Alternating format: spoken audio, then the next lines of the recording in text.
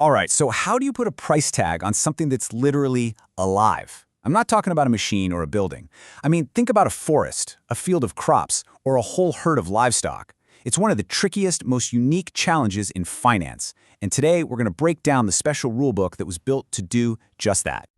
So let's just dive right in with a question. You see this herd of cattle. How much is it worth? Now, a traditional accountant, they might just look at what they were bought for. But wait a second, what about the new calves that are born, or the fact that these animals are gaining weight every single day? See, these assets are always changing, and that is exactly where normal accounting rules kind of start to break down. Okay, so here's our game plan for today. First, we'll talk about what makes these living assets so different. Then, we'll introduce the special rulebook designed just for farms. We'll dig into the key ideas, assets, produce, harvest, all that good stuff.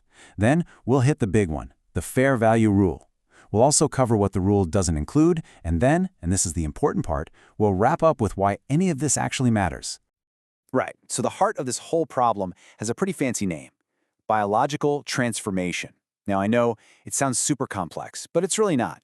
It's just the official term for all the stuff living things do, growing, producing offspring, getting older. And it's this constant state of change that makes them such a headache for accountants. I mean, just think about it for a second. A factory machine. It depreciates. It loses value in a nice, predictable line over a few years. A building, well, it just kind of sits there. But a biological asset, say a tree or an animal, it can actually grow in value all by itself. It's a completely dynamic process, so you obviously need a dynamic way to account for it, right? And that, right there, brings us to the hero of our story, International Accounting Standard 41, or as everyone calls it, IAS 41. This is the specific rulebook, the one created by the international standard setters to deal with exactly this, all the financial reporting for agriculture. So what's its main job? Well, its official goal is pretty straightforward. Create one consistent way to account for all agricultural activity. It's all about making sure that the financial statements from a farm in one country can be compared to one in another. It's about clarity. It's about comparability for everyone from farms to fisheries to big forestry companies. All right, to really get a handle on IAS 41, you've got to know the language. There are three key definitions that are the absolute building blocks for this whole standard.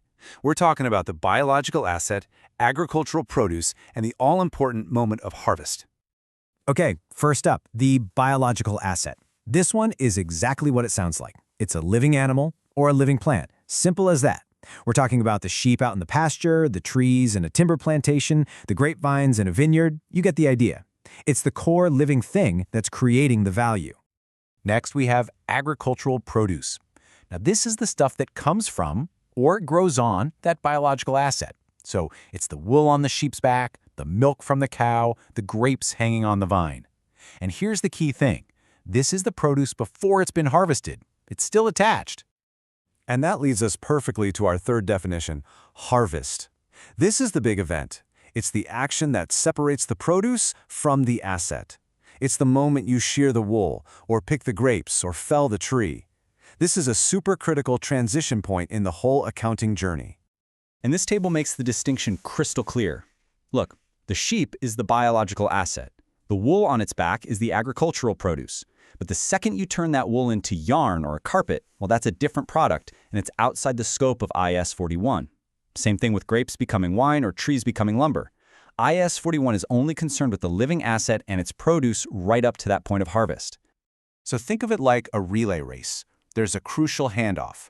IAS 41 is in charge of the living asset and the moment of harvest. But the very second that apple is picked or that wheat is cut from the field, the baton gets passed.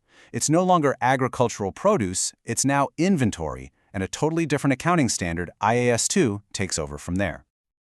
Okay, so here's the million-dollar question, right? How do we actually put a number on these things that are constantly growing and changing? Well, IAS 41 has a very powerful and, frankly, very direct answer. It's all about one guiding principle, the fair value rule. This right here, this is the absolute heart of the entire standard.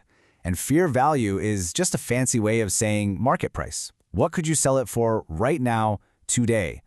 And the rule says a farm has to measure its biological assets at this market price, minus any cost to actually sell them, not just once, but at the end of every single reporting period. And the impact of this, it is huge.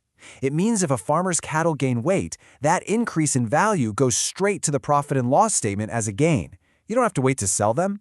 If the market price for timber shoots up, that entire forest is suddenly worth more on the books, and that gain is recognized right away. It's designed to capture the true economic reality of farming, pretty much in real time. Now here's a wild example that really shows you how different this is.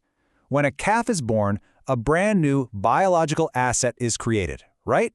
Well, under IAS 41, the company can immediately recognize a financial gain on its income statement, just for the calf existing. You measure its fair value, and boom, it's a gain. It's one of the only places in all of accounting where you can book a profit just because something new came to life. Okay, but like any good rule, IAS 41 doesn't cover everything. There are some really important exceptions. It doesn't apply to every single thing you'd find on a farm. So let's take a look at what gets left out.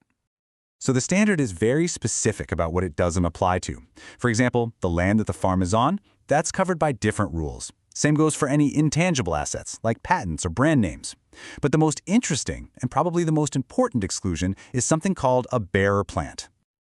So what on earth is a bearer plant? Well, the easiest way to think about it is like a living factory. We're talking about the apple tree, not the apples, the grapevine, not the grapes, because that tree or that vine is used over and over for many years just to produce something else. Accountants decided to treat it just like a piece of machinery.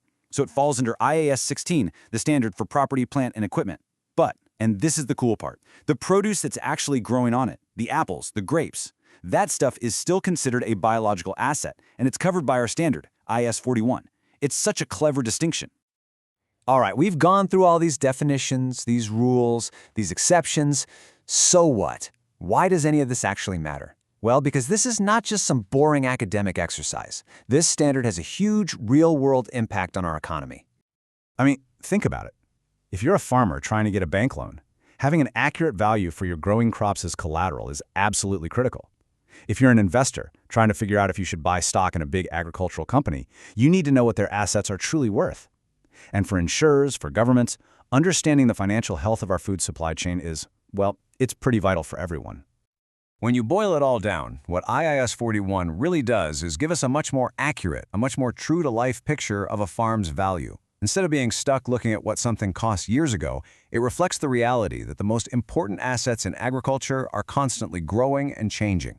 And that gives everyone a much better foundation for making smart economic decisions. And that kind of leaves us with one last big thought to chew on. By tying a farm's value so directly to market prices and biological growth, IAS 41 also makes their financial statements way more volatile. A sudden drought, a disease, that can wipe out value on paper literally overnight. So here's the question. If a farm's value can change with the weather, how should we, as investors, as consumers, think about the financial risk that's baked right into the food systems we all depend on?